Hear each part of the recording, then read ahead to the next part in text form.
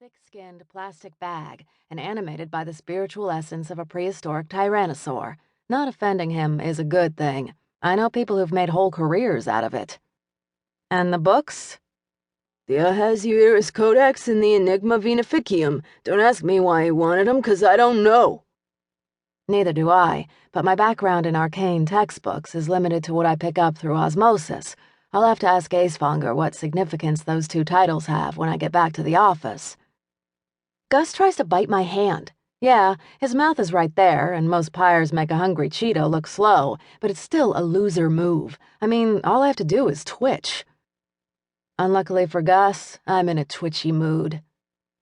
His skull slows the bullet down just enough that the slug only ricochets 4 or 5 times off the walls. After all, we're in a big metal box. By the time Gus's body hits the ground, it's mostly bones. Looks like his time debt was a few decades at least. Damn it, I say. No matter how tough I act, I don't take ending a life lightly. I never used to, anyway. I am sick of people not taking me seriously. Tell that to the other 2 guys you shot, Charlie says. The ones lying outside and moaning. Pretty sure they're reevaluating their estimation of you right now.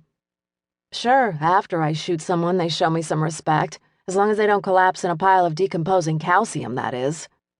Maybe you should switch to a different weapon. Maybe I should get a more supportive partner. Yeah, I hear there's a long waiting list for that. I give him the finger, which seems to be universal no matter which universe you're from.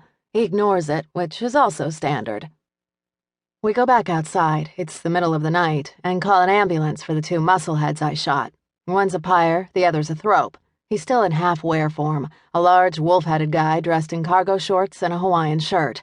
Thropes can't talk when they're in wear form. Their mouths aren't shaped right for it, but he's giving off this continual high-pitched whine that's really getting on my nerves. I believe this is yours, Charlie says. He holds up what's left of a deformed silver slug between thumb and forefinger. Where'd you find that? About 2 inches into the hole it made in my chest, and my shirt, and my lapel. Charlie dresses like a private eye from a Raymond Chandler novel, right down to the fedora, but his suits are always immaculately tailored. He appreciates getting holes in them about as much as staining his alligator skin shoes with raw sewage, which is how we'd started the evening. Yeah, ricochets can be a bitch. Sorry. Want some gum to patch it up? And smell like juicy fruit for the rest of the night? No thanks. I think I prefer the raw sewage. That's not sewage. That's the smell this case is starting to give off. We'll find him, Jace. Yeah, sure. Catching Aristotle Stoker is the only way my employers will give me a ticket back to my own universe. A nice, comforting place of global warming, war in the Middle East, nuclear weapons, and no vampires, werewolves, or golems. The only magic I ever want to see again involves a top hat, a rabbit, and maybe a 2-drink minimum. But I've been chasing his trail for the last 3 months, and it's getting colder and colder. What makes things even worse is that the number of cases I'm being asked to consult on is steadily rising, the consequences of Stoker disseminating a viral video with nasty long-term consequences. Yours truly managed to reverse the immediate mummification effect, but many of the thropes and pyres who are exposed are showing varying degrees of mental instability. Until now, the supernatural races of this world have been immune to insanity. As a result, they have very little experience in dealing with it.